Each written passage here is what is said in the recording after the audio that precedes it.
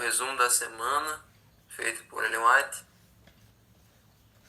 diz o seguinte: muitos são incapazes de fazer planos definidos para o futuro. Sua vida é incerta. Não conseguem discernir o desfecho dos acontecimentos e isso enche-os por vezes de ansiedade e inquietação. Então, essa é a nossa realidade. Às vezes a gente faz planos para o futuro, mas esses planos que a gente faz não são fruto de a gente saber o que vai acontecer amanhã. A gente só planeja para a gente ter um objetivo, ter um foco na nossa vida, um propósito, mas em um momento nós devemos achar que por causa disso nós podemos determinar o que vai acontecer nos próximos anos. Porque devemos nos lembrar de que a vida dos filhos de Deus no mundo é uma vida de peregrinos. Não temos sabedoria suficiente para planejar nossa vida.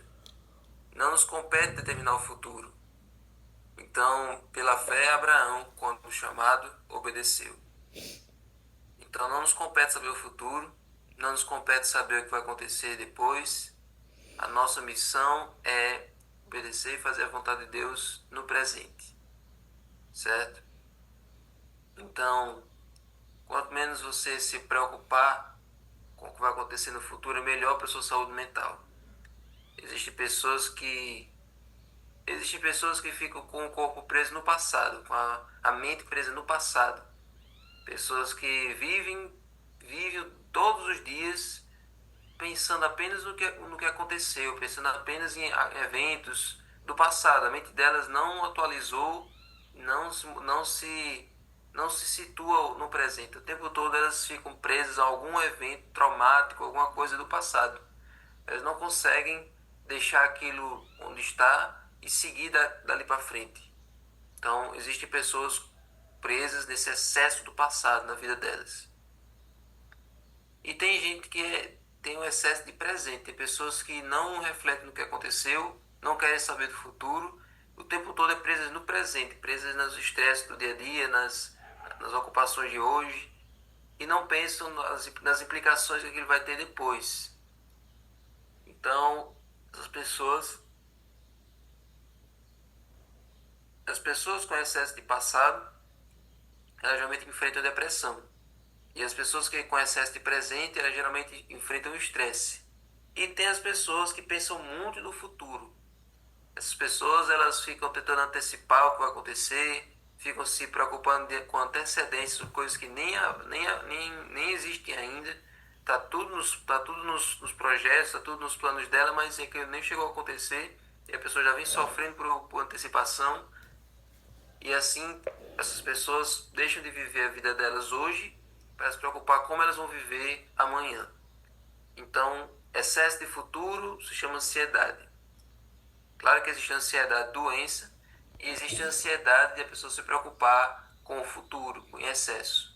Então, depressão é excesso de passado, estresse é excesso de presente e ansiedade, quando não é a doença da ansiedade, é excesso de futuro. Então, a gente não pode discernir o desfecho dos acontecimentos, a gente não sabe até onde aquilo ali, para onde é que aquilo vai. A gente não tem essa sabedoria para planejar a nossa vida. Lutero dizia, a gente tem que sempre repetir essa frase para nós mesmos, é que nós devemos fazer planos, nós devemos estar com a nossa mente, nossa vida espiritual em dia, a nossa consciência da nossa salvação em dia, caso Jesus voltasse hoje. Eu devo estar com a minha mente feito um exame de consciência, eu tenho que estar com a minha vida em dia, pedir perdão dos meus pecados, tenho que me entregar a Cristo todo dia como se ele voltasse hoje, mas fazer planos, projetos e sonhos como se Jesus fosse voltar daqui a 200 anos. Então estude, trabalhe, se case, conquiste a sua casa, tudo isso pensando como se Jesus fosse voltar daqui a muito tempo. Mas espiritualmente, no seu dia a dia, prepare-se para a volta dele hoje. Para que caso ele venha hoje, você não consiga realizar seus planos, mas que seu coração esteja entregue a ele. Que você esteja em missão, que você esteja fazendo a vontade dele, em obediência à lei dele, certo? Então, esse é o segredo para a vida do cristão, para ele não ficar preocupado demais com o futuro. Existem cristãos, existem adventistas que ficam às vezes preocupados com os eventos finais, preocupados com a questão da vida no campo, como é que eu vou sair da cidade para a zona rural, como é que eu vou sobreviver à perseguição, como é que vai ser esse negócio de não comprar nem vender, como é que a gente vai aguentar esse período da perseguição. Tem pessoas que se preocupam com os eventos finais, sendo que em todos os momentos de perseguição do povo de Deus, Deus sempre esteve presente, Deus sempre cuidou do seu povo, não deixou faltar nada. Então, mesmo Deus que cuidou no passado, vai cuidar do seu povo nos eventos finais, nos momentos antes da volta de Jesus. Então, não se preocupe com o seu futuro, não se preocupe com o futuro da igreja de Deus, não se preocupe com o futuro da terra, porque todo o tempo inteiro, todo o tempo do mundo está nas mãos de Deus. O passado, o presente e o futuro. Ele sabe o fim desde o princípio, como a música disse. Então aprenda a descansar. Aprenda a, pela fé, assim como Abraão, quando chamado, obedeceu. Faça a vontade de Deus e deixe que ele faz o resto. Então, Cristo em sua vida na terra não fez planos para si mesmo. Aceitou os planos de Deus a seu respeito e dia após dia o Pai o fazia conhecer desses mesmos planos. Olha aí, nós devíamos depender de Deus de tal maneira que a nossa vida pudesse ser a simples realização da sua vontade. Olha que texto interessante.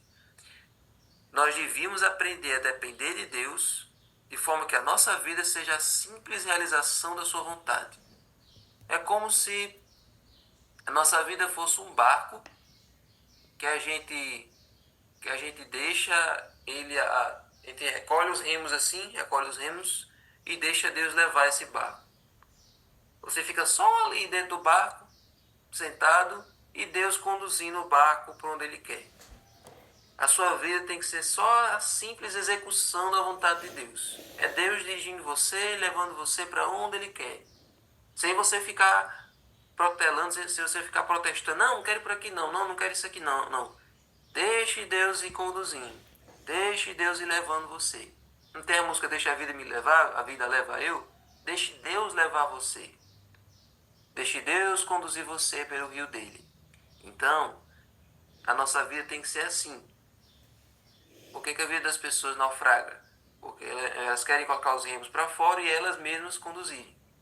Então, Jesus, ele não fez planos para ele mesmo. Esse texto aqui é bastante revelador. Jesus, ele não fazia metas, ele não tinha planos para a vida dele, porque a missão dele era salvar a humanidade. Era se entregar a morrer pelo ser humano. Mas cada plano para o dia, cada meta para o dia dele, Jesus não pensava, hoje eu vou tirar o dia de folga, hoje eu vou tomar banho na praia. Hoje eu quero ir para tal lugar. Ele não fazia esses planos diários. Toda noite, quando ele passava a noite em claro com o pai dizia, amanhã você vai para Cafarnaum, amanhã você vai para Decápolis, amanhã você vai enfrentar os fariseus, amanhã você vai curar os doentes, amanhã você vai pregar isso e aquilo.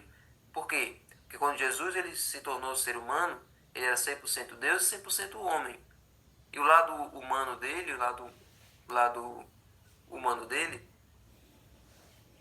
algumas coisas, ele preferiu não saber. Ele preferiu abdicar de conhecer. Por exemplo, o dia da volta dele. Lá em Mateus 25, ele diz para os discípulos assim, porque aquele dia, a respeito daquele dia, a hora ninguém sabe, nem os anjos do céu, nem o Filho, senão o Pai. Enquanto Jesus estava na condição de ser humano, algumas coisas ele abdicou de conhecer, mas depois Jesus morreu e ressuscitou e voltou para o céu, agora sim, ele sabe de todas as coisas. Hoje Jesus sabe o dia da sua volta, o dia e a hora da sua volta. Naquele momento ele como ser humano, não. Por quê? Porque se ele soubesse o dia e a hora naquele momento, ele teria que dizer. E se ele dissesse a data e a hora da sua vinda, todo mundo sabe o que poderia acontecer. As pessoas iam deixar para se preparar só na última hora e todos os crentes, todos os salvos de todas as épocas que soubessem que Jesus iria voltar só em 2050, vocês acham que valeria a pena eles morrerem, se prepararem a vida toda para um evento que ia acontecer só na nossa geração. Não. Um crente, uma pessoa lá da Idade Média, ia morrer na fogueira, ia morrer na estaca, sabendo que Jesus só iria voltar quase 2000 anos depois. Então Jesus não disse a data e a hora da sua vinda, para que cada cristão se preparasse como se ele voltasse na sua época. Sei que vai voltar bem mais para frente. Então, na sua fase humana, Jesus abdicou de saber de algumas coisas, também para ilustrar que nós, como ser humano, nós não sabemos de nada e dependemos da onisciência de Deus.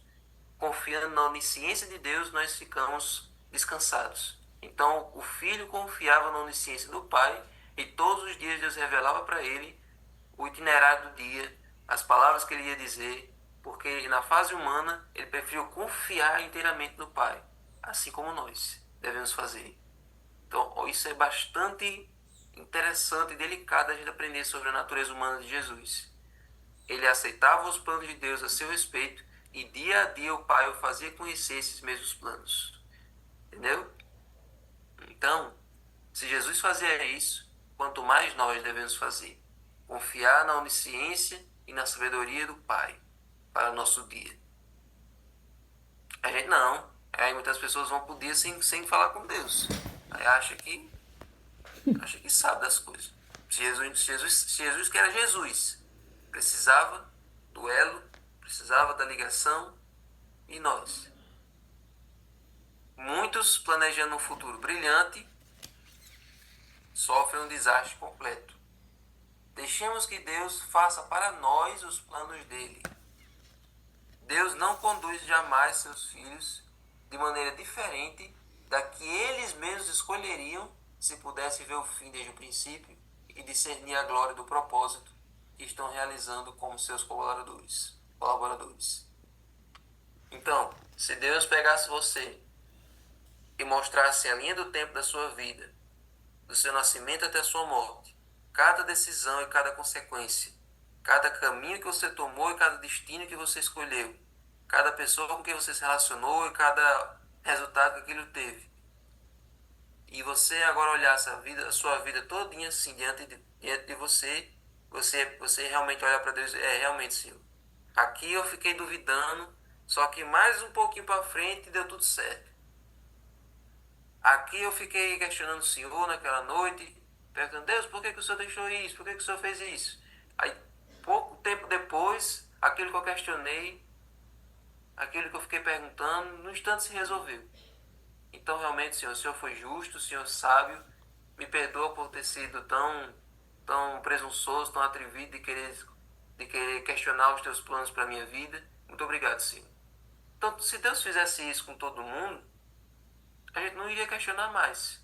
E para que a fé?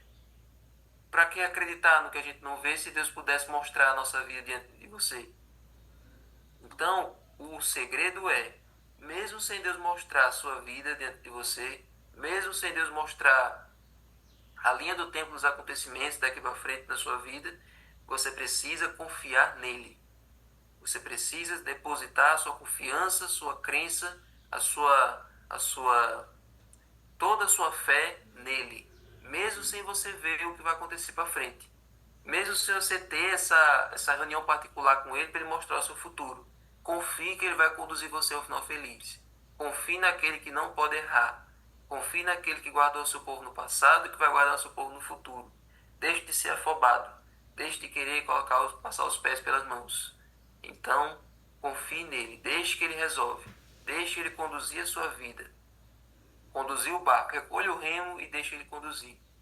A gente sempre canta, né? Solta o cabo da nau, toma o remo nas mãos. Mas nesse caso, recolhe os remos e deixe ele conduzir a embarcação. Então, esse é o segredo para uma vida mais feliz.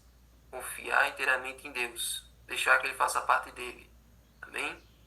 Então, se nós pudéssemos ver o futuro, nós não exerceríamos a fé. A fé é exercida justamente pelo fato de a gente não poder ver. Até que um dia nós possamos ver ele face a face. E no milênio, nós vamos comprovar o quanto ele foi justo. Sabe esse negócio que eu falei da linha do tempo? Quando lá no milênio você vai ter isso, esse privilégio. quando você estiver lá no céu, já na glória, já tiver lá tudo resolvido, quase tudo, né? Porque depois do milênio ainda tem que eliminar o mal de vez. Mas tudo para nós, o sal já vai estar resolvido. Lá no milênio você vai poder falar com Deus, Deus, realmente Deus, eu queria ver o registro da minha vida. E você, Deus vai mostrar, tá aqui, ó. Vamos acelerar para cá, vamos. Aí Deus leva você para esse ponto. Aí você, realmente, Senhor, o Senhor é bom, sua misericórdia dura para sempre, o Senhor é fiel. Nesse ponto aqui eu duvidei e nesse ponto aqui eu duvidei da tua fidelidade, mas o Senhor sempre se mostrou ser bom, o Senhor sempre se mostrou ser amor, eu é que falhei. No milênio você vai ter essa oportunidade. Então, que nós possamos exercer a fé hoje, enquanto estamos aqui nesse mundo, enquanto a nossa vista é turva, enquanto a gente não pode ver o passo à nossa frente. Confie naquele que já morreu por você e que já determinou o fim da sua história, aquele que já viu o fim da sua história e quer conduzir você para perto dele no final de tudo. Amém? Amém. Senhor Deus, muito obrigado, Senhor, pela lição de hoje. Muito obrigado, Senhor, pelas maravilhas que nós aprendemos em Tua Palavra. Sim, Te Deus. pedimos que essa confiança, essa certeza de que o Senhor vai conduzir tudo, esteja no coração de cada um de nós. Sim, Deus. Assim nós vamos sofrer menos, assim nós vamos ter mais, assim nós vamos ter mais segurança no nosso dia a dia, porque nós cremos num Deus, nós já ouvimos os passos de um Deus que se aproxima e confiamos em sua proteção. Amém. Fica conosco. Agora abençoe o estudo do livro, prepara-nos para o sábado. Em nome de Jesus. Amém. Amém. Eu pedi água, você não ouviu, Davi?